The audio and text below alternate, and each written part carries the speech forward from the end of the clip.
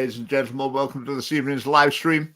This evening we have not one but two guests joining us. So first of all, we can welcome Niall Fraser, the evangelist of toxicity. Yes. Right. But what was that in? That was in the Herald just yesterday. The Herald. Such a strange quote, yeah. An evangelist for toxicity. Never before heard a bit of a strange name, really, because the definition of evangelist is like a bringer of good news. Mm-hmm. So yeah, I'm not sure about that one. But anyway, that's it's always good to collect these little nicknames from the media. Now, there's no explanation, of course, why Niall was toxic in any way. But anyway, so Niall's great to have you with us, and our very, very special guest this week, a new appearance on our live stream, is the one and only Craig Houston. Craig, welcome. Hello there. That was a tremendous.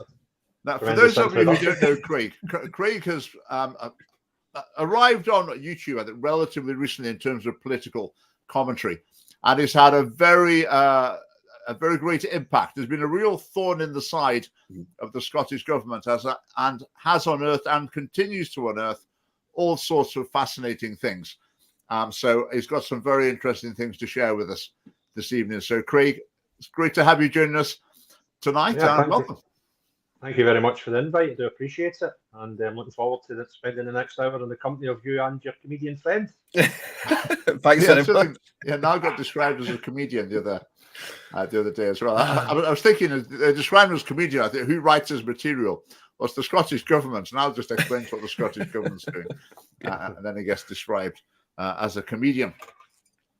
Right, so lots to talk about this evening. I thought this is the first live stream we've had since the great hate speech law protest in front of the Scottish Parliament. No, I wasn't there. I was away visiting family. So tell us about it. How did you find it? Well, I mean, I found it fantastic. I mean, it all went according to plan. The Glasgow cabbies turned out in force. Craig Houston's made it along, and he's given a rousing speech. Every one of the speakers the other day or that day were they kept it sort of to their 5-minute quota time. It was fast paced. It was perfect. Nobody was droning on. It was such a great atmosphere. I'll let Craig sort of elaborate on that, but it was really fantastic. Yeah, it was my debut at any political rally, even as a spectator. So I set off from Glasgow a wee bit, wondering what I was going to face. But I came out of the car park round the side of Holyrood Palace, and went up to see how much it would cost me. And it was free because it was a bank holiday. And I was looking at this machine, and this guy came up, "Hey, Craig, love your stuff." I was like, "All right, thanks very much, appreciate that." Humbled. Walked around the corner. I think another 2 or 3 people said similar. Then I got to the event probably a good half hour before it was due to go live, and I was just blown away, humbled, and emotional about the amount of people coming up and saying, I watch your shows and blah blah blah. So I think that helped me. And then as Niall was saying, that the quality of speakers was great, and very varied. There was nothing sort of repeated, and everybody had their own little hook unique to them. And it was fantastic. I took to the stage, and I do a wee bit. I run kids football club, and I do a lot of speaking in public. And then an old pastime of mine 10 years ago, I'd done a little bit of campaigning, and I was getting up to the back of trucks and talking. But I'm always nervous. But when I went on the stage, within seconds, I thought, I'm enjoying this, and the speech seemed to get received quite well. But something I've shared with a couple of Christian friends of mine since. When I came off the stage, I probably had as many people come and, say nice things as I did before going on the stage. But I don't understand why. But the majority of people that came after the event, and none of the ones that spoke to me before the event, introduced themselves as Christians. Now, I don't know what that meant. I'm completely at odds to understand what went on. I went through my speech, and I thought, I don't sound like a preacher. I said a few nice words like pious and stuff like that, and I thought, well, maybe that grabbed the imagination. But it was quite noticeable. The difference. It was weird, and I don't know what's behind that. But yeah, it was great, and I thoroughly enjoyed the experience. And I certainly wouldn't be so nervous if ever the opportunity was to arise again.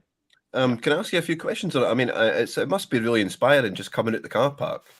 and immediately people are at you saying, "Craig, love what you do," but you've probably mobbed all the way from the car park, and it's only 100 meters for the car park, so Holyrood itself. But I've watched your speech a few times.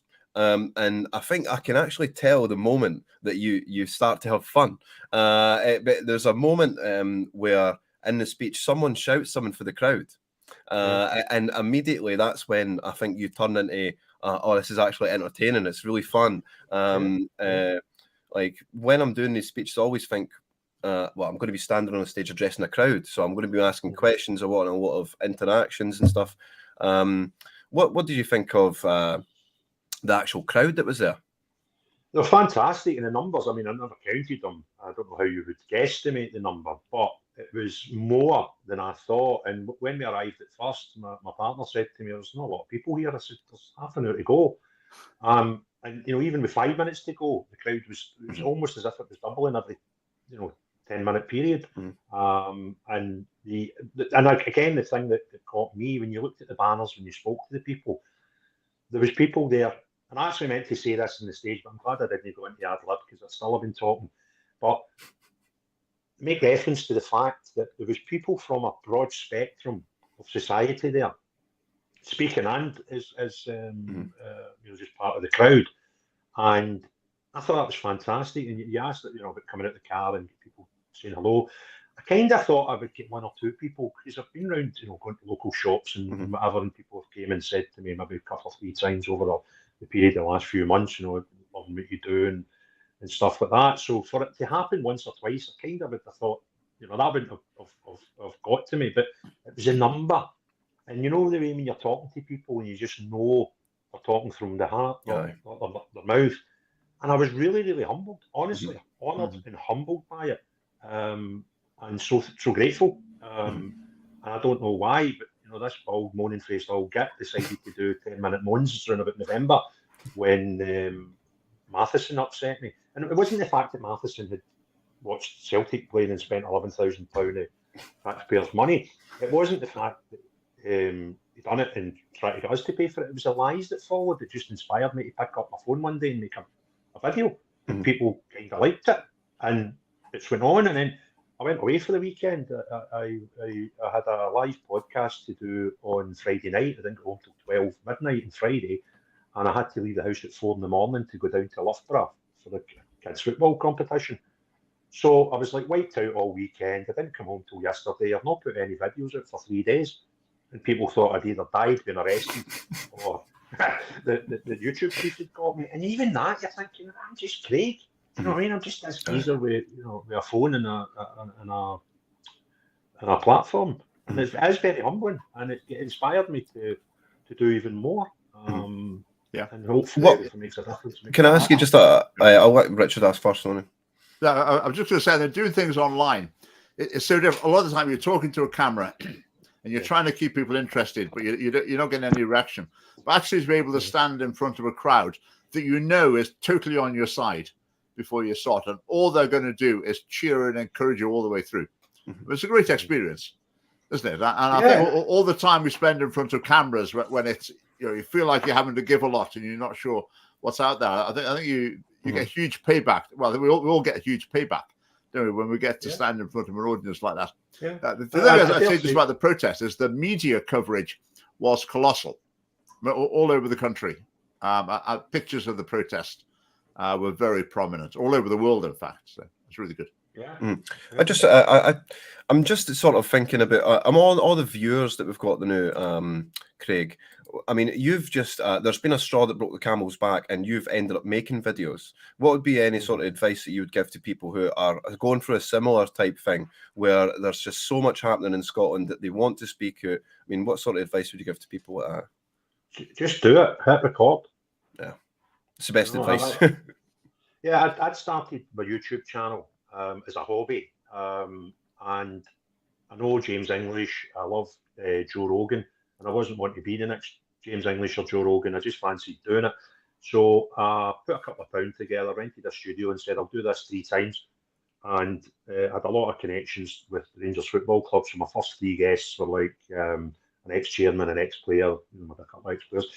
and I knew that would get an audience just because of the topics. And then, moving on, I've done one just last week, still to edit it. It was a ex-Queen's bodyguard. I've done one with a child abuse victim, and wanted to do other things. So that was why I had the channel. And as I say, Matheson one day annoyed me. I think your mic's just dropped out. Can you still hear us? I can hear you, yeah. Oh, Oh, no, that's it, we're back again. We're back again, Craig. So I had the platform there. Matheson was starting to really annoy me about throwing his kids under a bus and saying he didn't want to throw his kids under a bus by throwing his kids under a bus. And I thought, bugger this. I'm just going to have a wee 10-minute moan. And I've done that one, then I've done one the next day. I think it was about cyclists or something, which was a pet hate of mine. And apologies to any cyclists out there. I don't mind you people. I just don't like your transport decisions. And nobody watched that. And then the next day there was something else with SNP, and I went. And I put a video out just before I went away for the weekend. And I didn't realise until today it's been seen by 111,000 people. 111,000. And I'm thinking, if the adult population of Scotland's 4.5 million and everybody was in Scotland, which they won't be, but if they were, that's 2.5% of the population. That's 1 out of every 40 adults in Scotland. That's scary. That means you drive down any street in Scotland, statistically, somebody in that street has watched that video. Yeah. And you think, that is absolutely amazing. And it's only, it's a drop in the ocean compared to, big YouTube channels and stuff. But for the content and the delivering, and I can't wait for the Westminster elections to start, because I'm thinking, and even if you speak to 10,000 people and 10 people tell 10 people, you can have an effect on the outcome of this election. Small, but nonetheless. Let's not make any bones about it as well. What we're talking about is quite niche. Scottish politics in a bubble, and to get over 100,000 views on a topic like that is massive, Craig. It absolutely is. I think it's my second, maybe my third. I done one day there was no news, right? But I put wee notes in my phone when I think of topics that I want to discuss that are maybe not time sensitive, like Humza's brother-in-law getting to jail today. If you don't do a video about that today, there's no point, right? And I had put down this story that I'd learned about Nicola Sturgeon. So again, I just done it as a filler because I vowed that I would put a video out every day. So I done this Nicola Sturgeon video. But it wasn't relevant. There was no story attached to it. It was just a thing that she'd done maybe 20 years ago. 140,000 people watch it. Wow. And you go, what? If I could work out why that happened and why that other one's done 111,000, we could change history. But I'm not that clever. So we'll just keep making videos, and some of them will hit and some of them won't. Yeah. Yeah, it's interesting. I mean, we ponder that a lot because we get wildly varying numbers of views. I think a lot of it is if there's a lot of people out there watching videos on things with a similar title, then you're away. If there are not, like recently, hate speech and Humza, you're away. There's like millions of people all over the world watching videos on that. So get on those. So we catch the waves. Yeah, it was a Humza doing his U-turn. Where the week before, he was telling everybody that all these crimes had to get recorded because it would let us see spikes and hate. And I was like, well, it wouldn't let you see spikes and hate. It'll let you see spikes in reports and complaints. Yeah. And then by 2 days into the law, he's now saying, people shouldn't be making as many complaints, and you're like, well, that's not what you told us last week, the crackpot. And that was what the video was about. And you've got 111,000. Crazy. Yeah. Anyway. Right. Well, we'll head into the first of our topics in just precisely 1 minute's time. But let's just have a couple look at this. I don't know if you saw this on our social media. Just a bit of fun before we get going. Here we go. So, 미 합중국 대통령과의 역사적인 첫 상봉과 회담을 위하여 평양을 출발하셨습니다. 경의하는 최고령 도자 동지와 도널드 J. 트럼프 미 합중국 대통령 사이의 역사적인 첫 상봉과 회담이 6월 12일 오전 싱가포르 공화국에서 진행되게 됩니다. 경의하는 최고령 도자 동지를 조선노동당 중앙위원회 정치국 위원이며 당 중앙위원회 부위원장들인 김영철 동지, 이수용 동지, 조선노동당 중앙위원회 정치국 위원이며 외무상인 리용호 동지, 조선노동당 중앙위원회 정치국 부위원. Excellent. Right, have you seen that before? No, I hadn't. Enjoyed that. Quite amusing. It was made by our Northeast chairman. Just put that together a week or so ago. So thank you, Ewan, for giving us a little light-hearted introduction. But Craig, one of the many things that you've unearthed that I found absolutely fascinating is the downgrading of certain crimes in Scotland, including fraud. Tell us about your discoveries here.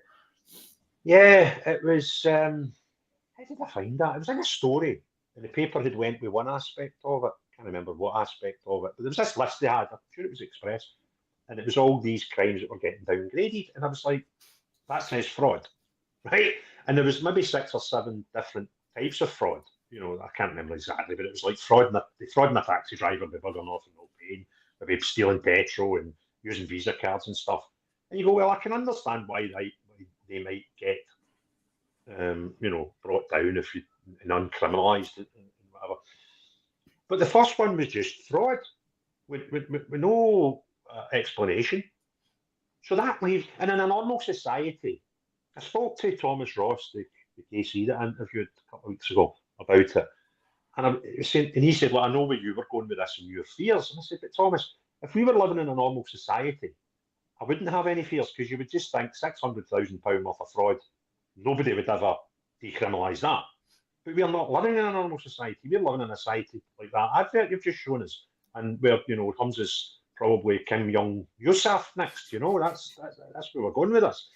And I'm scared. I still think the probability, if it's a live investigation, and I don't want to get your channel into bother, but actually we all know there is an investigation into fraud and a lot of other potential charges.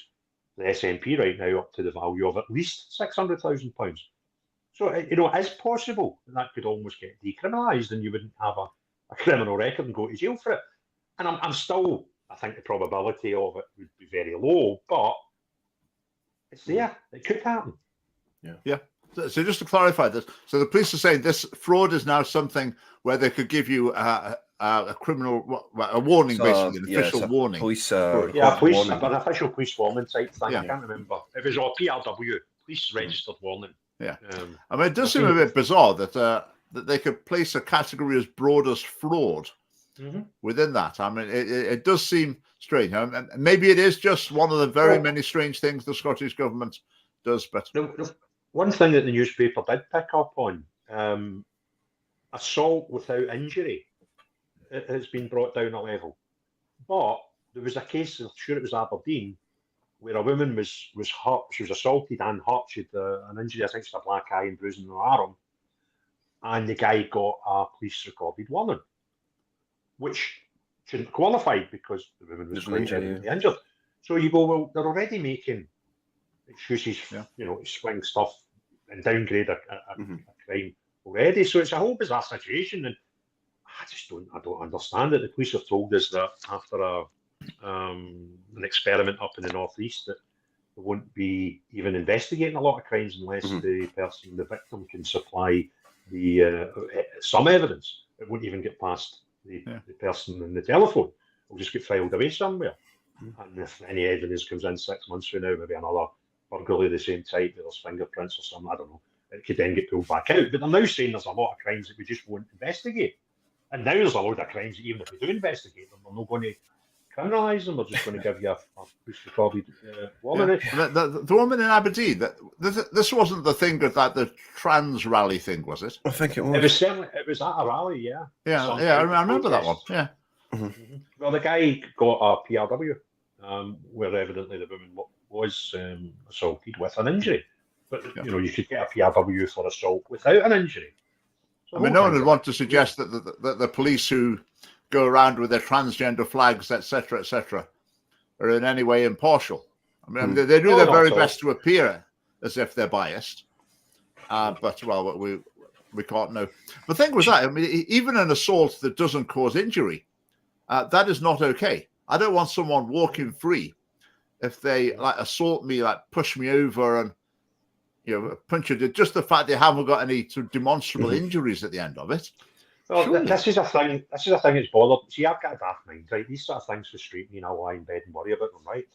I don't understand how charged with murder gets a higher sentence than attempted murder. That just means you're not very good at it. right? So therefore now you've got assault with injury. You don't get charged as you could possibly get no charge if you don't assault somebody and injure them. So if you assault somebody but you're just not as good at it, you get a lower sentence. Then you might get no sentence at all now.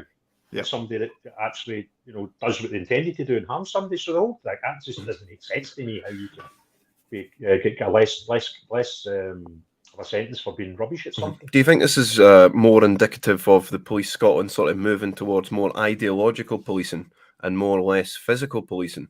In terms of going after hate crimes, or there's such a commitment now to these hate crimes that these other crimes will just fall by the wayside?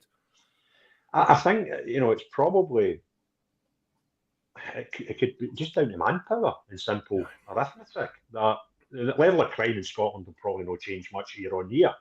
And if you've only got X amount of police officers and you keep bringing on more stupid laws and we can't cope, we can't attract. And there was a recruitment ban for some time there. I think it's just recently been lifted.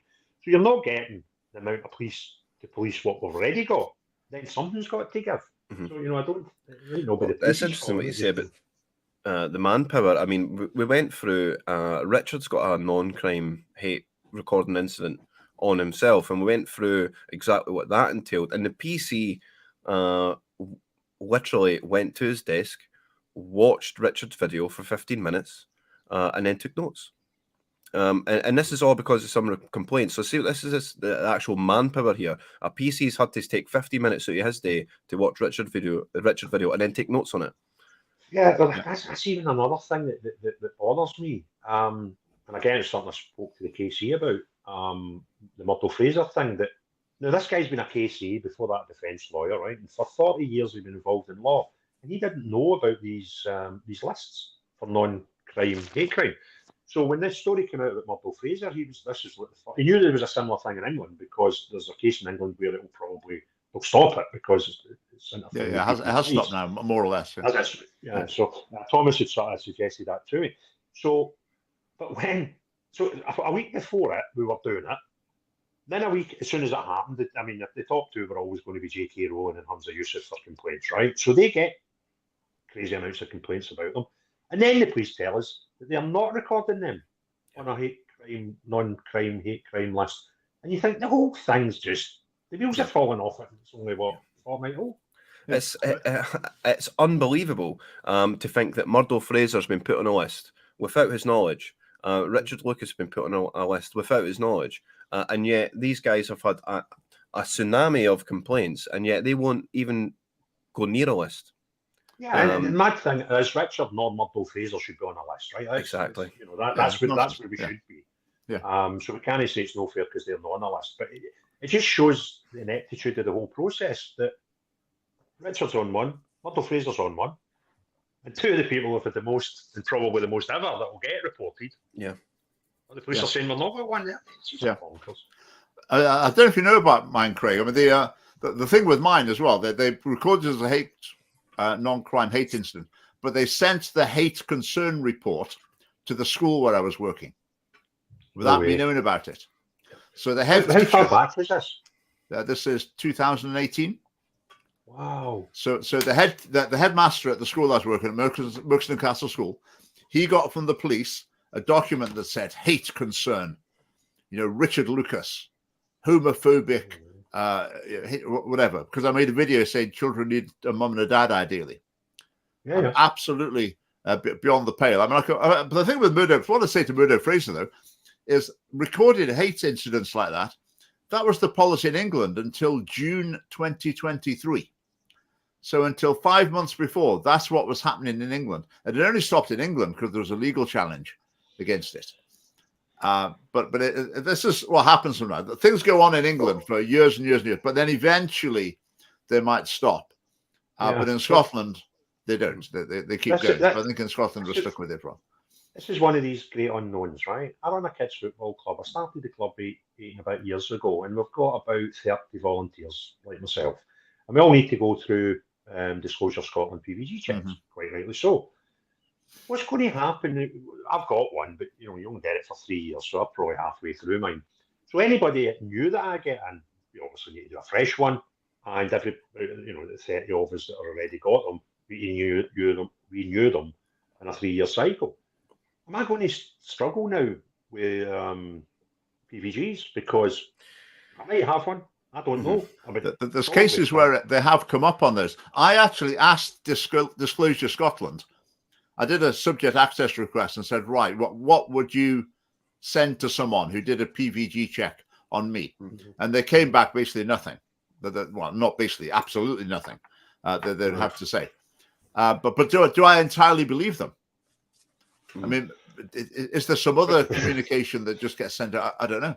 But there have been cases in Britain where these reports have been, information about them has been passed on to a potential employer or to someone doing a PVG check. It's really, really sinister. Well, if you can imagine the head teacher at that school, Richard, just a big hate report landing on his desk. Richard Lucas, the hate report. This is bad. This is really bad reading. Regardless of what you're going to do, it gives you this impression of someone, rightly or wrongly. It's the dream come true for the woman who reported me, because her mission was to just destroy my career and cause me as much trouble as possible. So she went to the police, reported it to the police. Then that got sent to the school. So as far as she was concerned, this was like Christmas had come early. The police were just helping her in her mission to get me fired. And again, I complained to the police about it, went to the media, went to the Free Speech Union, told some MSPs about it. Who was willing to go public in my defense out of all that? No one. I mean, even now, Murdo Fraser's story's been all over the media. Yep. But mine is 100 times worse because it got sent to my employer, and no one's interested. Basically, it's really shocking. What I would encourage people to do, you could do a subject access request to the police. Tell them you want to know everything they keep on file about you, and I would encourage everyone to do that. Just do that to the police. Yeah. But I did that, and that's how I got the document. Mine could be entertaining reading. Invited into police station 4 times during the period 2012 to 2015, when I last had a wee toe dip into the life of campaigning. None of them led to a charge. 0 of them. And as I said to you, it was sued for £200,000, but that never went anywhere either. So it would be interesting to see. Now, since then, to be fair, I've had 2 PVGs done, so I would imagine they must have can't be that bad if there's anything there, but it might be an interesting thing to do just as an exercise. Yeah. Right, let's move on. We've got so much to talk about. Now, Humza and his foreign affairs. We'll come to his domestic affairs later. But Humza is foreign affairs. I watched a video where he's saying about his meeting with a Jordanian representative. I hadn't been aware of that one. What was happening there? Again, I can't remember where I've seen it. Was that someone had done an FOI and it was floating about the ether somewhere? And you're just like, how many times do you need to? Now, David Cameron might not be the best foreign policy guy in the world, right? It's a bit weird how he's got a job in the government, but he has, and he's already given him into trouble at COP26. And it's just like, to me, it's just like 2 fingers up to the establishment, 2 fingers up to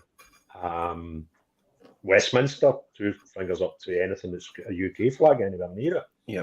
And he does it again. And this guy was wanting to know what he was talking about, and he got the FOI back and was totally retracted. The Jordanian, to be fair, had approached the Scottish government to speak to Humza. So, that was the way the thing went. But we have no clue what they spoke about.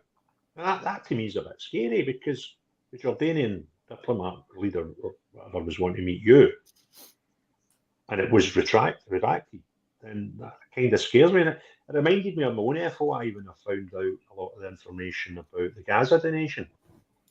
They told me on the covering letter there was 3 reasons why some of the information was retracted.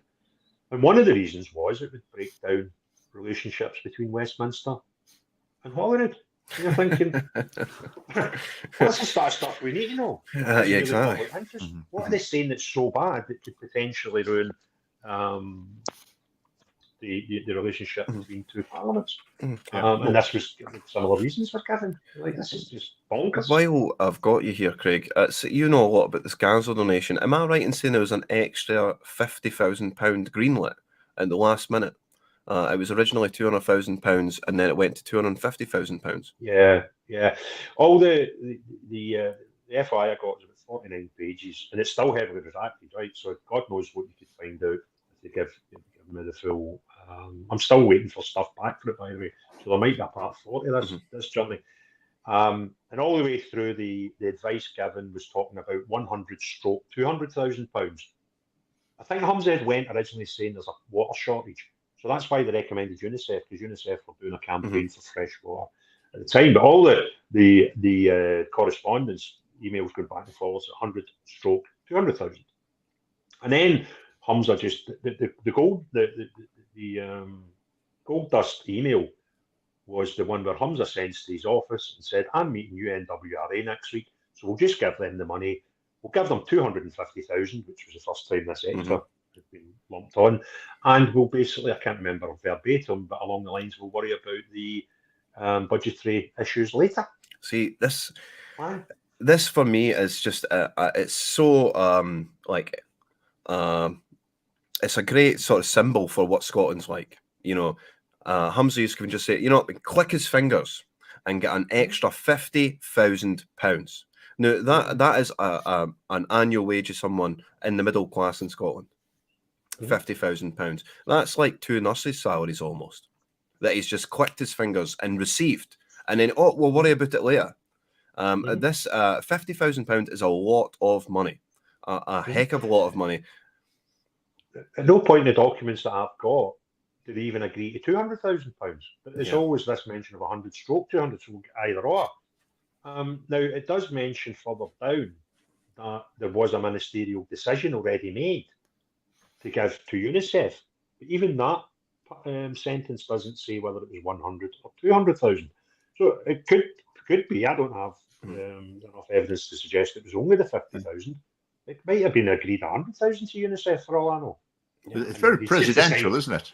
It's not parliamentary. It's presidential. It's like standing in front of the podium at their conference and thinking, I really need to get something, to sell to the room, and I tell you what, we'll just freeze council tax. There's no debate about that. There's no conversation about that. When in reality, council tax must be brought down. People are not asking for a freeze at the moment either. It's so wrong. On the ticket that they were going to abolish it. They're wanting prizes for freezing it. That was the reason it never got through is because nobody else got into it. But you're kind of forgetting you ran the government at the time. If you wanted it through, you got it through. And people call me a comedian. Yeah. Just go back to Humza speaking to the Jordanian representative. He often seems to be meeting the leaders of other countries. Have you noticed the theme of the countries whose leaders he tends to meet? Yes. They're all Muslim majority countries. Yeah. And they're all from a certain area. The most westernised leader he's ever spoke to is the Turkish guy. And he's heading the other way as well. He's a guy he's gave time a day to. But, you mentioned that. You're an Islamophobic conspiracy theorist. I think that's very relevant. Humza did a message for Eid recently. Okay, fair enough. He does messages for different religious festivals. But he spoke about Muslim solidarity. And I saw that. That's quite a bizarre word. And I thought, what does that mean? Like the solidarity of Muslims around the world. I'm not sure I want the First Minister running Scotland, while part of his set of loyalties, whatever, is allegiance to the Ummah, to Muslims around the world. But when you see the way he acts on the world stage, he always seems to be interacting with Muslim majority countries. I think that's quite concerning. You would hope someone would have the sense to realise, okay, I might have a special affinity with these people, but I'm the First Minister of Scotland. I can't let that drive how I act on the international stage. That would be really foolish to do that. What will people say? I need to, be a bit more broad and balanced, but not a bit of it. Don't care. No? And this reminds me of the situation. I'm not going to bore you to death about my previous campaigning, but the people we were up against then, they sort of had this self-given invincibility that they believed in. And right near the start, I thought that's going to be their downfall. And I'm seeing a certain amount to this because the woke community in general are guilty of this. They just think they're right all the time. They think they can do no wrong. And I tell you, the Scottish public are not stupid, and I cannot wait till we get to the polling booths because the Scottish public will not fall for this nonsense. And the kingmakers are the bit in the middle ground. Well, if we take SNP out for a minute and we think about big boy politics, you're generally Labour or you're Tory. And there'll be a rough about an equal amount of people that do that, just they'll not do anything else. But it's these ones in the middle that will swing, that make governments, and it tends to be Westminster every 12 or 13 years we get a swing of the middle ground. And, Tory get a run at it, Labour get a run at it, and, it's as if it's, that swing's happened. And we have probably as many middle ground voters that have just voted SNP, not because they like their policies, but for one reason, and that was independence. Even they're having enough of them. But I don't know if you noticed, there was a guy, and I didn't notice at the time, I just took a photograph at the protest. I didn't notice other people, but I took a photograph of a flag, and the guy standing in front of me had a cowboy hat on. And in the back of it said Scottish, not British. Now, he's evidently not me. He's evidently not a unionist. He was at that protest on Monday. He said enough of them. I get a lot of comments from people. I'm dying to get one on as a podcast guest to say, right, I get a load of people saying, I've voted SNP for 16 years, but I'll never do it again. Great. Can you sit down and tell me your story? You must have a great story. But maybe by association with me, maybe that's just a step too far for them. But I would love to just sit down and and I don't believe they're a small number. And I wish the Tories would just call the Westminster election right now. Just get it done now. And no, I don't care. I genuinely don't care. I think it's probable Labour will win the Westminster election. I genuinely don't care because I'm not a big fan of party politics. I just want to really see what happens with these 49 Scottish seats. Yeah, I mean, my view is I would be delighted to see the back of the SNP, but I'd also be delighted to see the back of the cycle where we just sort of go from one bad option to another. So eventually, when people get fed up enough of the current one, that they'll vote for the one that they've forgotten how bad they were the time before. Well, I think I think one of the most interesting times in my adult life, political. I'm not a great political guy. Oddly enough, for a guy that runs a channel that seems to be getting a reasonable amount of success talking about, maybe that's actually why it's getting a reasonable success. I've had no great, I get very excited at the referendum, obviously, that meant a lot to me. Normal elections don't, but when we had Trump running America and Boris running the UK, whether they were good or bad, no for me to argue. But what we had was two guys that evidently weren't the politicians, right?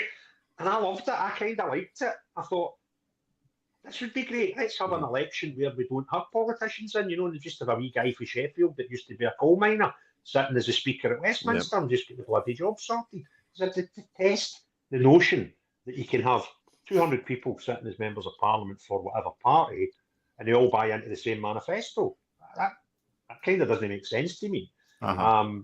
So, my utopia would be 1 year where we don't have any rosettes on and we actually vote for the person we think could go to Westminster and do the best job for our constituency, because that's what we're meant to be doing at the end of the day. But, and I think I would love, my main aim right now, I was to bankrupt the SNP over the next two elections.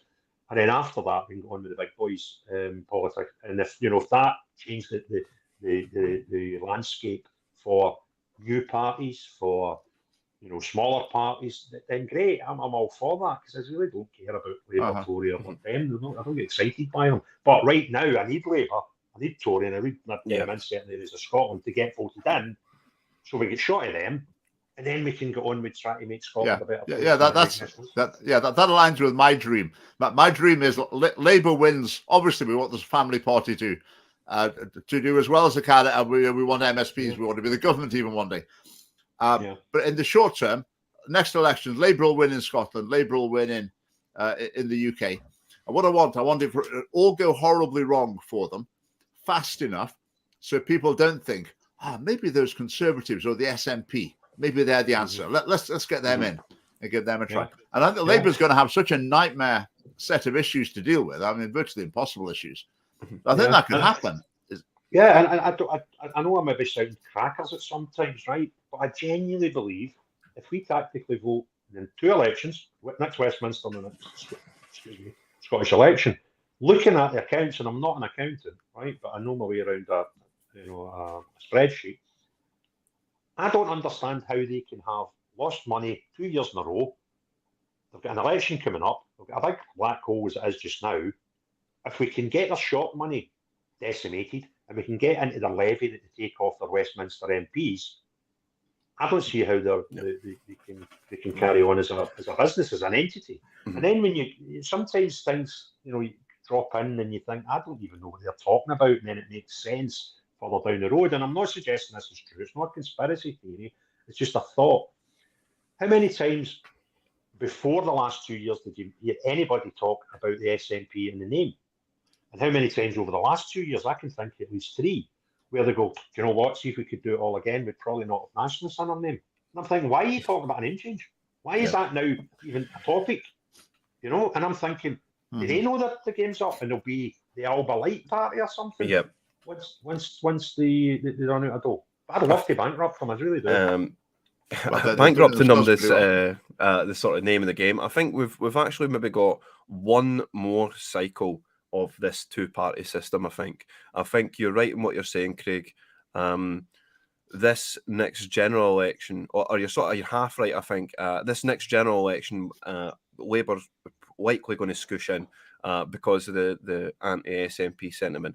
But for what I've witnessed in Rutherglen in the election, nobody needed to flip from Labour, from the SNP to Labour in such numbers as what it was purported to be.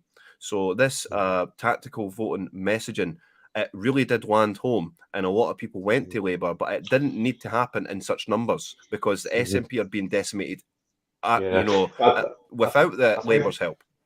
I think now you'll be a far better political commentator than me, because genuinely up until Matheson done my nut in, I wasn't that bothered, right?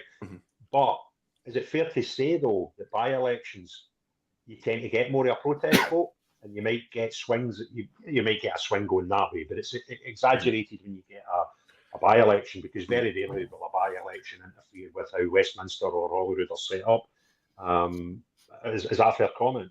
No, it's very fair. I mean, of course, especially when it was an SNP politician that was then ousted via the by-election system, right? So, or the recall system. So, we're never expecting SNP to go in and win it after having been recalled. Again, the second part, what I thought you were maybe mistaken on, was the Holyrood election coming down. I think you're absolutely spot on for the general election, because it's first past the post, right? But when it comes to the Holyrood election, I think we're looking at maybe Labour in the constituencies and parties like Scottish Family Party, Scottish Libertarians, Freedom Alliance, all these other small parties that are unsullied by this sort of cycle of corruption that we're in. And I think it's a good chance for us to get voices in there, like you're saying, the coal miners, commoners that they maybe not be the best well-spoken, but they've got true intentions. Aye, it's funny. There was a guy came to me last week before. I can't remember. It's a political party that set up some sort of alliance to look after small parties and independents. And what they're trying to do is say, look, let's go to that area for you. Let's put the Scottish Family Party in those 2 seats, and they try and give the smaller parties a chance, and they're not fighting against each other. And I was like, look, mate, you're talking to the wrong guy. I'm never joining a political party. Truth be known, I was asked a couple of weeks ago if I wanted to join a political party, standing as a candidate for them. And with all due respect to you guys, I don't want to be disrespectful to you guys. Nothing would give me the fear more than joining a political party just for the pure reason of standing an election. It was most unpleasant thought in my life, and I didn't really fancy it. But it's maybe where politics should go, you know, and maybe in another 5-10 years we have a breakdown of this two-party system, and hopefully the SNP on. Yeah, I think that there's lots of open goals in terms of public debate. Because I think of the Family Party, we've got so many policies that it's not that the electorate don't like them, it's they don't understand them. They've never heard them. They've never turned the television on and heard someone putting forward a lot of our points. And we think if we got that opportunity, then public opinion could start to shift. And I think in a democracy, that's the only way you get real change. You've got to shift public opinion. But at the moment, it's sort of not happening because people turn on the TV, listen to the radio, and they just hear the same old things again and again and again. But if we could just get that little, the grain of sand in the shell or whatever, that could start changing that. I'm probably a great person to get to talk into voting for a sort of no disrespectful when I say this, just kind of think another way of saying it, but a non-normal party. Because in my life, I've voted Tory, I've voted Labour, and I've voted even Liberal Democrat. And the thing that got me to vote for Liberal Democrat was John Cleese. And I was quite young at the time. It must have been one of my early votes. And he was a member of the Liberal Democrats. I can't remember what they were called back then. And he said, there was a poll done, and it said, if you thought Liberal Democrats could become the government, would you vote for them? And they would have got in every seat in England or whatever the poll was. And he says, isn't that crazy? The only reason people don't vote for us is because they don't think we can win. And I thought, I'll give you my vote. And that's the problem we've got with a lot of small parties. But I think the political landscape, I would love it to be different. And I think coalition governments, and I think Scotland was set up in such a way that the probability is that you should normally have a coalition. And I think that's probably quite a safe bet that you don't have lunatics taking over in 17 years of I'm not sure about that with the Greens. I think with coalitions, if you have to make a coalition by going to the centre, like if the SNP, well, I don't know, but I was going to say the Lib Dems are in the centre, but they're not really in lots of ways. But I think what's happened in Scotland is to make the coalition, they've had to make a coalition with the extreme left. Yeah, exactly. And that's really pulled them way off. So the current Scottish Parliament, it's almost impossible to imagine any sort of sensible coalition. Labour and SNP, no way. Anyone on the Conservatives, no way. So the only viable coalition really is Labour and the Lib Dems. What difference do the Lib Dems make to Labour? This is interesting because I was talking to an ex-MSP quite a lot actually over the last couple of weeks, just picking his brains because my limited knowledge of politics. And I said to him, what happens? I mean, let's say we had an equal split almost of Labour, SNP, Conservative. I don't think it could happen like that. But, we one was slightly more. And they all say, no, I can't do a coalition with him and I can't do a coalition with him. What happens? And he says, well, the one with the most would put their case forward to represent, put in the First Minister. And the only thing that would be a problem would be if they don't get a budget through, then they need to give up government and we need to go for another election. He said, so you could have a situation where Labour win, say, 40% of the seats and Tories win 10% and SNP somewhere in the middle, where they would need the support of Tories. They wouldn't set up a government with them, but they would say to them, as long as we get some give and take when we come to budget, we won't kick you out. I thought, well, that'd be all right. That wouldn't mind about that. The other part of the process is the First Minister has to be elected by the MSPs. So that could be quite a barrier as well. I think if Kate Forbes had won the SNP leadership election, I'm not sure she would have been First Minister because the MSPs wouldn't have elected her. That's interesting. So that's quite a barrier to sort of minority government in Scotland as well. I think previously, like when the SNP's been a minority, somehow or other, the other parties must have voted or whatever. Somehow it worked out okay. But I think in the future, they might be a bit smarter about that. But if they get their act together and coordinate, they can actually block it. But anyway, if we could move on from that to another issue, I was very impressed to hear about the openness and transparency of the Scottish government's procedures from you, Craig. Your experience of complaining about the First Minister. Do you want to tell us about that very enlightened procedure? Yeah, middle of March, I put in a complaint to the Ethics Standards Commissioner. Standards, yeah. And it was based on Humza Yousaf basically misusing funds that I'd established was factual from the FOIs, where he'd used money from the International Development Fund, which you can't use to give to Gaza or UNRWA. There was other bits in the complaint, but that was a crux of it. So I got a response yesterday from the Ethical Standards Commissioner, and I was confused by a couple of things in it. The first thing was that he couldn't look at it. He had started investigating it. Now, I need to watch what I say because I did promise that I would be respectful to the man's wishes, and I'll come to that in a minute. So he started this investigation, and when he saw that my complaint was something about him being the First Minister and not in his role as an MSP, he could not look at it any further because it's a different process. So that was a bit odd. I found that a bit strange. And then there was a paragraph about confidentiality, saying that the investigation had to be confidential. Now, I did speak to a person in the office and one of the, without naming him, quite a high person in the Ethical Standards Commission today on the phone, and both of them were fantastic. I have no gripe with them whatsoever. And I asked them to explain these things, and I said, look, I'm going to go public with this. I didn't agree when I put the complaint in that I was going to not, keep it a secret, because there was one point that I thought was very interesting to the public, and that was what they told me to do next. And they said, when it's a minister, First Minister or Cabinet Minister or some high-ranking civil servants, then I had to put my complaint to the ministerial code. Okay? And I had to direct my complaint to the office of Humza Yousaf. And I thought, this can't be right. I need to clarify this in my head. The way my head works, I can only deal with things that are black and white. This is proper grey area. My head will start frying. So I spoke, listen, they were great to me, and I didn't expect to even get to speak to the people I spoke to today, but I did. And I was like, this is bonkers. And then I started thinking, well, there's two recent ministerial code complaints that have been dealt with quite publicly. The first one was Nicola Sturgeon, while she was the First Minister, the complaint about how she'd lied or potentially lied to Parliament about the Salmond inquiry.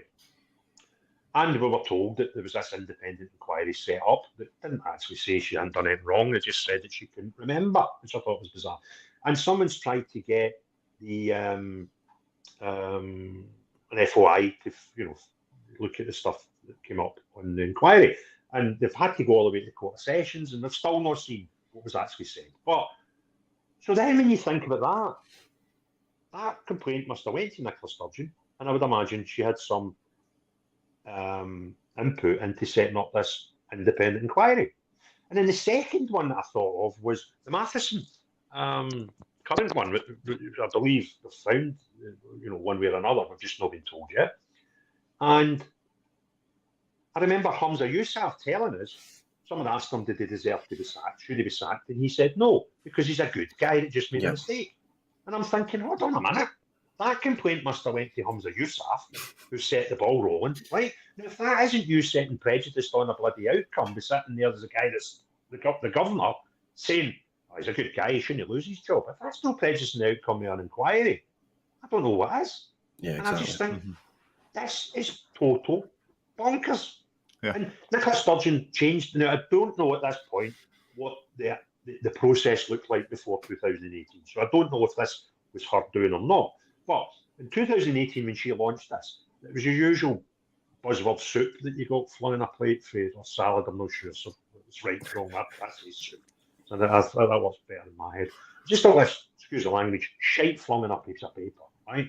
With all these buzzwords that you could get a full house and bingo in, no problem at all, about transparency and all this nonsense. Now, if the process before 2018 meant it went to the First Minister, I don't know.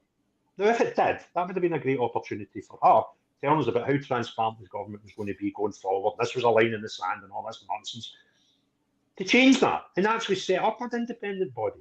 But she didn't. Either that or it was set up like that before, and she changed it to you have to complain to the First Minister. I don't know what the truth is, but either way, it's wrong. You know, she had a great opportunity to change it if it was wrong before, or she's set it, this thing in motion. And I just think it's ridiculous that you're marking your own homework here. Well, it's very transparent. I mean, the system's clear. You complain about the First Minister. The First Minister deals with it. I mean, that's absolutely transparent. I know, who am I to suggest there's anything wrong with that, Richard? I mean, the whole push for the transparency thing, it was massive, wasn't it? We are going to be the most transparent government Scotland's ever seen. And in fact, they've closed all the doors, they've closed all the curtains, they've shut all the windows, and they're the most opaque government ever seen. Yeah. Shadowy. Yep. I mean, their ability to keep things out of the public domain is quite remarkable. Let's come on to that in a minute. Right, I'm going to just fly through a few pictures I've got out here. I mean, this is just routine news in Scotland. You get a report like this more or less every week. This time, a boy 17 accused of knocking a teacher unconscious at a school in Dundee. So this happened just a day or two ago. And he appeared in court almost immediately. As we've spoken about before now, I mean, how long is it until someone's killed in a school in Scotland? If nothing's done, it won't be long, Richard. It's an absolute disgrace. And this, imagine being a teacher these days. You must be putting your boots on to work and then going towards the trenches. You must feel it's absolutely, it's unacceptable that teachers should be facing this level of violence in schools. Unacceptable. Yep. And we'd fix it. Anyway, that's you've seen this story. What do you make of this one, Craig? I was quite shocked that it took so long. If you remember the chronological order, his brother-in-law got arrested along with another two people on a drugs charge. They went to court to plead the next day, and when they came out of the court, they were nabbed because this guy had been thrown out a window. And then a few days later, the guy died, and it then became a murder inquiry. And then about 2 days ago, maybe, you'll need to excuse my head because I was away for the weekend and my head's a bit minced with chronological order the last few days. But sometime recently, there was a woman who was arrested for this abduction, extortion, and throwing him out a window. And another couple of people in Humza's law hadn't been lifted. It looks as if he must have been now, and they somehow managed to keep it out of the paper because I believe he was at court today. So he must have been arrested when the other ones had been arrested. For some reason, we only found out about it when he was due to appear and plead at court. So it's a scary situation, and I feel really sorry for his family, his brother-in-law. It's such a high-powered job, and he has to deal with all this nonsense. It must be terrible for Mr. I mean, do you think that they might bring down abduction and extortion? They might, might class that as a sort of fraud thing again. Start bringing that down. Unfortunately, I don't mean to make humour of a situation where a young man lost his life, but they couldn't even bring it down to assault with no injury because obviously the man was at ultimate injury that he passed away. But I wouldn't put it past him. So I mean, it's just this is sort of it's just such an unbelievable story. Humza Yousaf's brother-in-law charged abduction and extortion after a guy's thrown out a window to his death. This is just... we used to joke about just how Scotland's run by gangsters. I mean, this is the most gangster thing I've ever seen.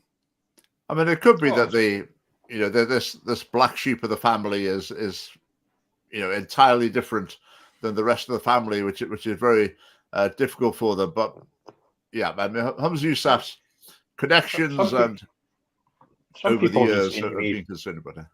Yeah, when he got arrested the first time, and I've done some videos about it as you do, and I had some comments from some SNP cult members saying, I mean, this is ridiculous. I mean, what if that was your brother-in-law? Well, I'm not the First Minister of Scotland. Yeah, exactly.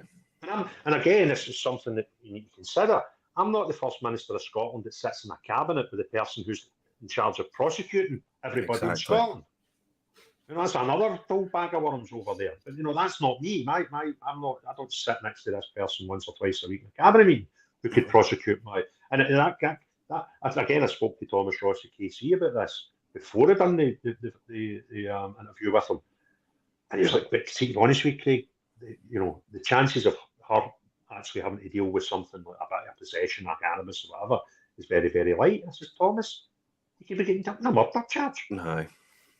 The guy's died now that he was arrested. He was arrested originally in connection with that. So well, that's not a bad point.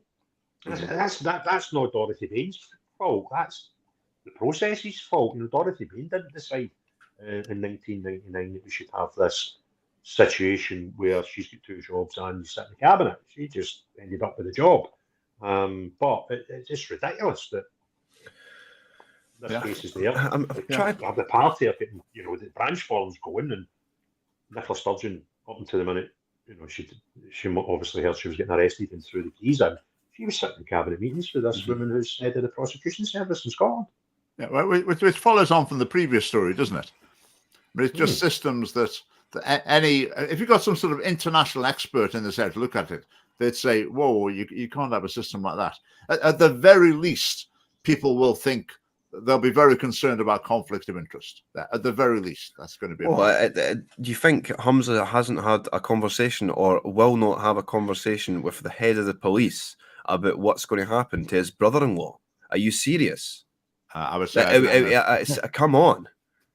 Listen, as I said to you earlier, I'm on my kids' football team, right? Now, I don't even have access to a bank account because you can always get an allegation somebody runs a kids' football team, he stole the money or he done this with the money. That's an allegation. I've been involved with youth football for 15 years. So when I set up my own club, I went, by the way, we need a treasurer. Right? Okay, we need 2 signatories in the bank account. Well, you better find a secretary then, because I ain't doing it. And that's me running a kids' football club. Exactly. Not guy running a bloody country and trying to, use common sense and logic and say, look, these are possible outcomes. I'm going to put, stuff in place to make sure that doesn't happen. These people are running a country and don't give a flying toss. Yeah. I've got higher morals and standards running a kids' football club than these buggers have running our country. I don't doubt it. Yeah, I don't doubt it at all. Yeah, just moving on flip through last week. I mean, this the news coming from around the world about that kids changing gender is harmful is coming thick and fast. Yeah. The one thing I'd like to say about it is just that in the Scottish Family Project, we haven't needed to wait for various bits of research. We could see from the very beginning. So governments are saying, maybe we've made a mistake for the last 15 years. How many thousand children's lives have been utterly ruined while they couldn't quite get their head around it and try to work it out? So a quick family party plug. We need people who can see the problem from the beginning. Yes. And I'm not afraid to say something as well at the beginning. I'm not afraid to speak their own opinion. On you go.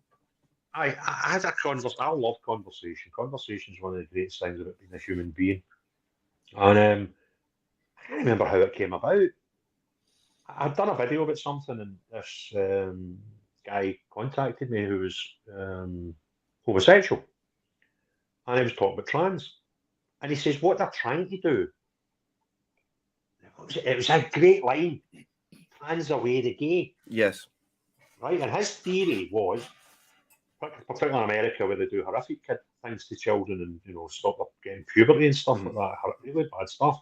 He said it's easier for the adult, the parent, to accept that their kid's transgender, because then they just say, there's just something wrong with their head when they were born. That's easier to accept than accepting they've got a gay son. And if they transgender him and he still wants to go with guys, then that's fine, because he's got a girl's body now. And I'm thinking, seriously, that's right. I don't think it is. That's the Iranian policy. That's the philosophy in Iran. Because they're dead against homosexuality, but they're right into people changing sex. Yep, exactly. So I think the Iranian women's football team is a sight to behold.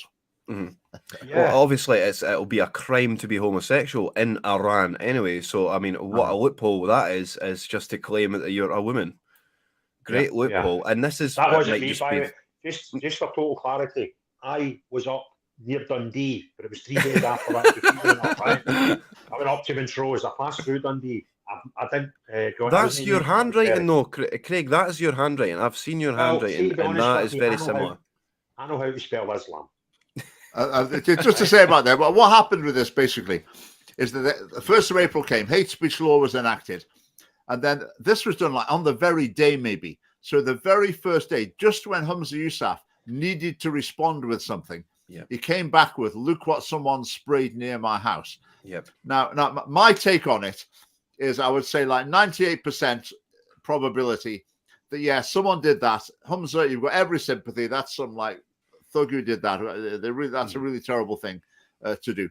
I don't quite believe you're as upset as you claim you are about it. But on the other hand, it did seem like absolutely perfect timing. And I wouldn't be entirely certain that a political party or wouldn't think it would be quite helpful to have a bit of graffiti down the road there. So I wouldn't rule that out, but I wouldn't say I believe One of the things on this story that grabbed my attention was, Humza that doesn't want to bring his family involved and stuff, but brings his family in every time he's got a chance, and how upset they all were because they need to pass by this. Right now, I meant to do it because you can see the address on the end of the gable wall, so you could find that quite easily in Google Maps, right? And where he lives now. I kind of think that looks like a council estate, similar to the one I was brought up in. Absolutely. Until I was 12-year-old, right? And it's probably in a little corner of Broughty Ferry. It's only got one road in and one road out. And I can't see why Humza would need to be driving past that at all. But that's what Humza said. He's got to drive by this with his kids. Have you, Humza? And another story that reminded me of my late father, he was brought up in Glasgow. At the time, we still have sectarianism in Glasgow, but at the time when it was even more prominent, and you had gangs that were, Protestant and Catholic gangs, and you had businesses that were just Protestant businesses or Catholic businesses. And although we still have a problem today, it's a far sight better than it was back then. And he told me, I remember him telling me as a kid, that if there was no bother going about, the Protestants would go and smash up an Orange Hall, or the Catholics would go and smash some windows in the chapel, because it would create a reaction. And I remember him telling me that story. That's been about 45 years ago. And as soon as I saw this, I'm not suggesting for a minute that's what happened, but who knows? Well, I mean, Richard's 98% that this is done by a normal person that just really doesn't like Humza. I'm 98% the other way. I'm 98% that this has been an orchestrated graffiti, and the BBC had a different image of this. It wasn't even the same house. They reported, BBC, look at the graffiti, reported that near Humza Yousaf's home wasn't this image. It wasn't this image. It wasn't this house, but it had a very similar Islam when Humza at the end. So for me, this is it's clear cut. The timing's too perfect. The timing's too perfect for this. He needed a sort of positive story or a negative story about him so he can play the victim again. He's great at being the victim. He knows how to play the victim card. But it's actually, again, it's starting to wear thin, and people were just like, shut up, Humza. Yeah, absolutely. I saw him getting interviewed. I don't know who it was interviewed. It was just a small clip that I seen on, I think it was Twitter this afternoon. Some guy was interviewing him. Fair play to him. He challenged him on his white speech and how that ties in with the hate bill. The guy said, look, I've watched it. I found it offensive. And he actually said to this guy that's just said, I find it offensive. And but most of the people that find it offensive are just far right. Well, all of them. Is that all the exclusively? People? Yeah, all. Yeah. Well, and you don't know the guy's politics are that you're sitting by, but now that in itself, if you actually look at the word bigot, that is actually one of the most bigoted things you can say. Because you're saying everybody, not some of them or most of them, but everybody that does that is that.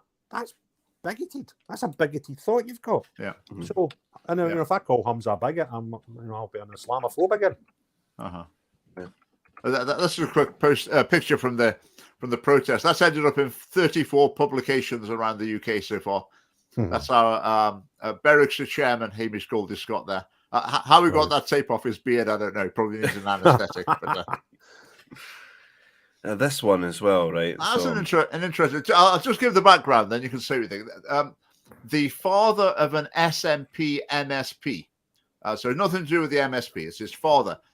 Posted this on social media, along with some other very anti-Semitic memes. obviously, needless to say, people reported it to the police and said, if this is not stirring up like racial or national hatred, then we don't know what is. And the police said to the person, are you Jewish? The person said, no, but that shouldn't matter. If you look at what the law says, that shouldn't matter. And the police basically says, well, it does matter. You're not Jewish, so we're not interested. We're not going to do anything. So it's prompted some people to say, well, what is the point of this law? If this doesn't qualify, then nothing does, surely. Yeah, well, we know what sort of things will qualify. Things that don't quite go along with the government's philosophy. But it said quite clearly in the law, though, that you didn't even need to find it offensive. But you could find, if other people might find it offensive, you had the right to complain. So I found that really bizarre. Again, it's one of these things that's flip-flopped. Somebody sent me on Messenger, can't remember, about 8 or 9 links this afternoon. And it was 8 or 9 things that this same person had put out. And to be honest with you, that's one of the lighter ones. I'll hate to see the rest of these things. It's really, really, I mean, if this does not stoke up hatred against the Jewish community, then I do not know what will. No. And this is such a clear-cut case. The fact that the police have come back to them and says, well, are you Jewish? Well, hold on a minute. I'll come back next week and complain once I've converted. Well, what is this? Mm-hmm. Yeah. What is this? What are we playing it here? And like Craig Houston points out, I could be reporting on somebody else's behalf. And in fact, they encourage people to report on other people's behalf. So where are they getting their, you're not a Jew, you can't complain about this, or you're not in this protected class, therefore you can't complain. One of the most vulgar aspects of this whole law was the allowances they were making for people to complain.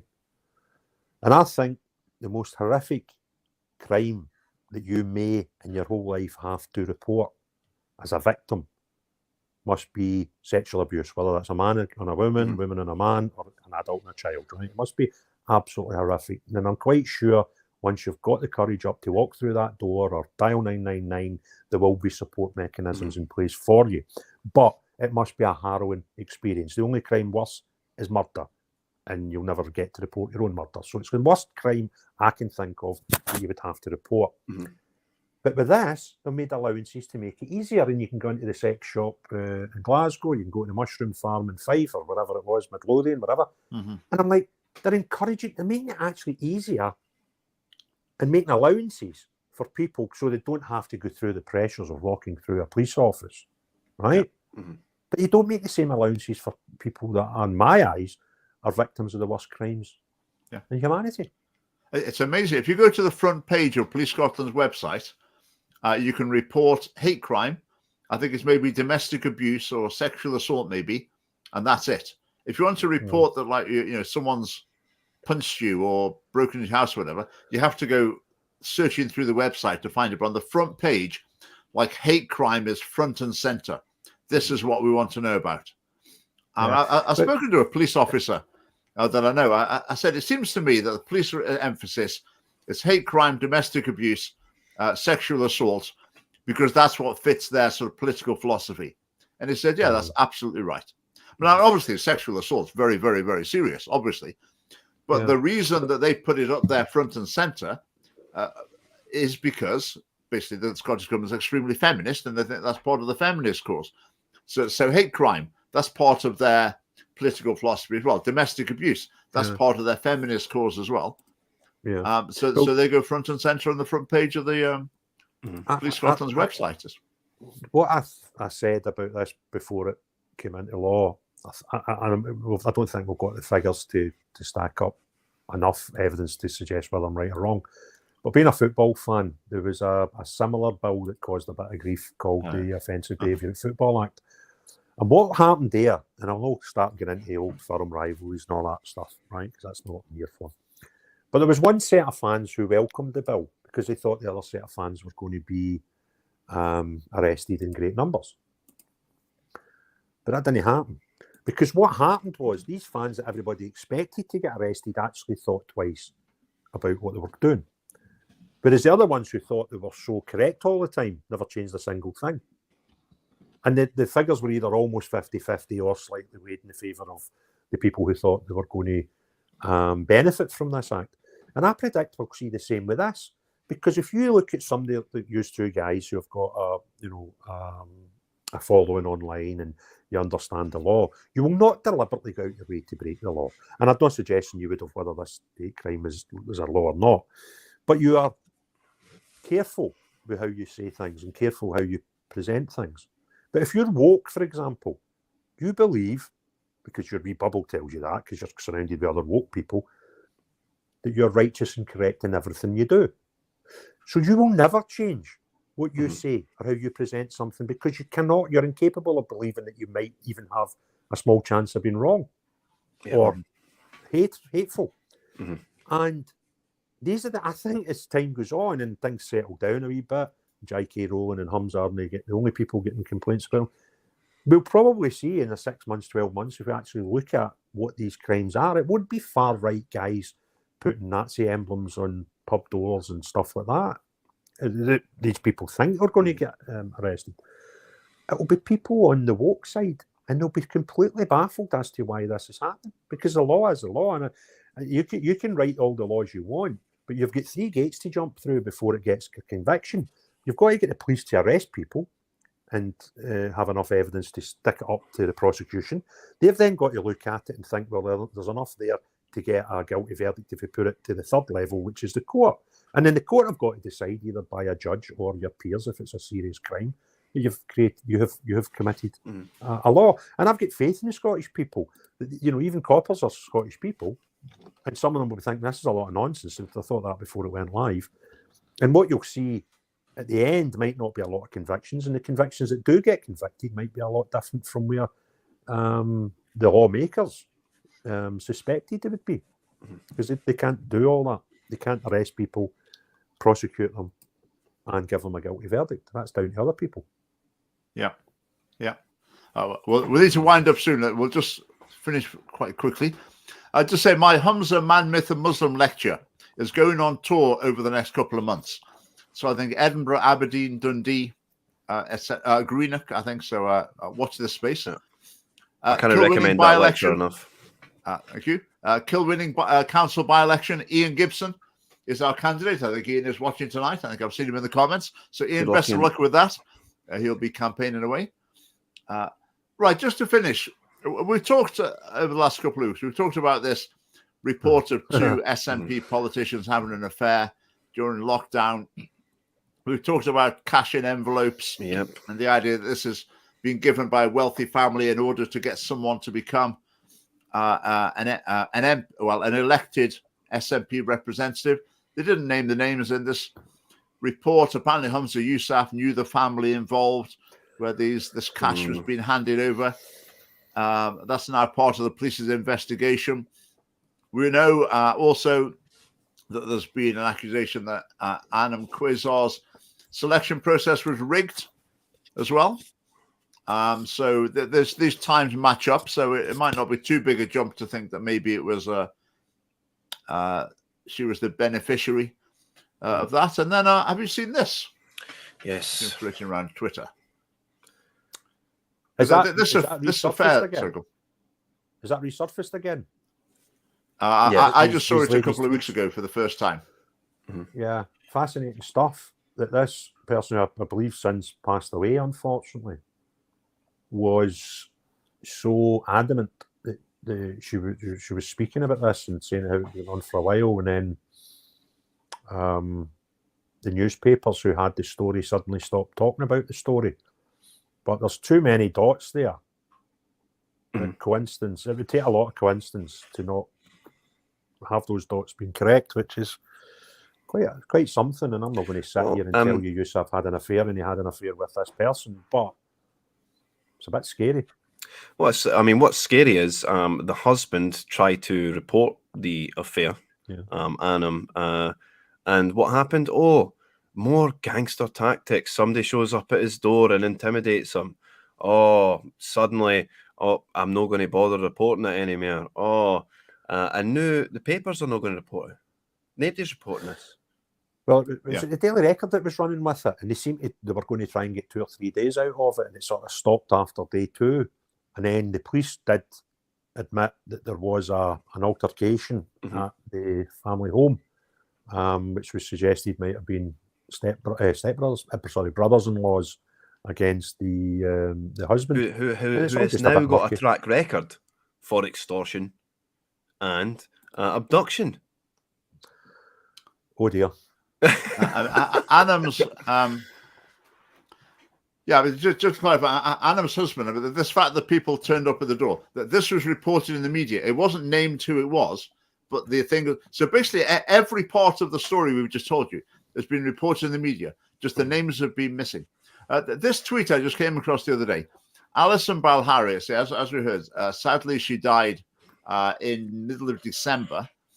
She was quite a major figure in the independence movement. She had an obituary in the Dundee Courier as an independence campaigner. I've seen another obituary for her online as well. So quite an important figure in the independence movement. And this story broke in the Scottish media at the beginning of December 2023. And she was tweeting this earlier on in 23. But sadly, within a couple of weeks of it sort of breaking in the Scottish media, she passed away, which is very sad in itself, but also, obviously, when that story was breaking in the media, now it's broken in the media, her perspective would have been very valuable. Just to add something else that I've heard about this, it's interesting when you speak about these things, people come and see. Someone got in contact with me and said that they work in the same establishment as Ainam's ex-husband, and she said that at the time of the affair, he was speaking quite openly, saying, "Humza Yousaf ruined my marriage." Wow. So I've heard that firsthand from someone who I have no reason to doubt. So, I mean, as far as I'm concerned, personally, from the evidence that I've seen, I've certainly come to my conclusion. But this is in the public domain, and people can come to their own conclusion. Can I throw some bait out there? Because, again, with my previous campaigning, when you put a little snippet out, often people come back to you with more about the same topic. Now, I'm not going to name names, but I have been given a name. And I would love anybody that watches this that has any more information to talk to me confidentially. And if I get enough to satisfy my own needs to put it out, I will. And all to say on the matter is, a very high-ranking SNP person flying in a private plane 4 or 5 times over the last 4 or 5 years from Glasgow Airport. Now, I know the name that was given to me, and I'm quite happy to accept that is factual. But before I do a 10-minute rant, I would love people. There'll be more people than that one person that's came to speak to me about it, and I don't doubt them. And I would love anybody with any more information on that subject to come to me, because it would make a fascinating 10-minute video. And all I need is another couple of things just to stack it up for me to be brave enough to go and put out the whole story on the ether. Now, my impression is that things are kept under wraps in Scotland. That if this was in Westminster, or if this was like the Conservative Prime Minister or something, I think there's no way this would be kept under wraps. But it seems to be in Scotland. It was the same with Nicola Sturgeon. We can't report for legal reasons. Same with this. We can't report for legal reasons. And again, we're back to the recurring theme, aren't we? It's like there's something wrong in Scotland, that the government has too much control over too many areas of life, and the concern grows that they're suppressing the truth in. Yeah, I think that will be their downfall. I've just have to pop in and say that I have to go. I had to collect a takeaway 15 minutes ago, so I'll be absolutely stone cold. Just to finish, Glasgow Cabby is looking at another hate speech law protest, this time in Glasgow at Stewart Street Police Station. Now, that's not absolutely certain yet. I don't think it might be. I'm not sure. But it's almost, anyway, 28th of April, 3 p.m. So put that date in your diaries. It would be great to see you. I'll be there, regardless of whether I'm asked to be given the privilege to speak again. Regardless of that, I'll be there. Well, I spoke to the Glasgow cabbie on the phone just the other day when he mentioned this, and I think he's doing the right thing and then taking it to the police. I think the police, we need to get the police on our side. They don't want to be dealing with this. They did not sign up to be dealing with this. They surely signed up to protect their communities. So really, we want to take it right to the police station. The vibe is not going to be that we're protesting against the police. The vibe is going to be, police, we're on your side. We know you don't want to be wasting your time with this rubbish. So we're on your side, and we want you to be free of it. But Craig, it's been brilliant to have you. Absolutely fascinating. And we've never run on for so long. Sorry about that if that's caused any. I'm humbled, and I'd really appreciate the invite. As I say, I'm just a guy I've actually promoted from a phone. I've now got a fancy camera. I feel really professional now. But I'm so humbled that, you know, the amount of people that listen to my nonsense and my moans. But for people like yourself that I've got a lot of respect for, to get the invite, and folk like the Glasgow Cabbie inviting me to talk, it is actually very humbling, and it's inspired me to do more. Well, we'll look forward to you coming back sometime in the future. That would be brilliant. Niall, thanks as ever. No worries. Thanks to everyone for watching and listening live and later. Thanks for your comments. We didn't get so many of them this week, but we'll see you next week. And good night. Good night.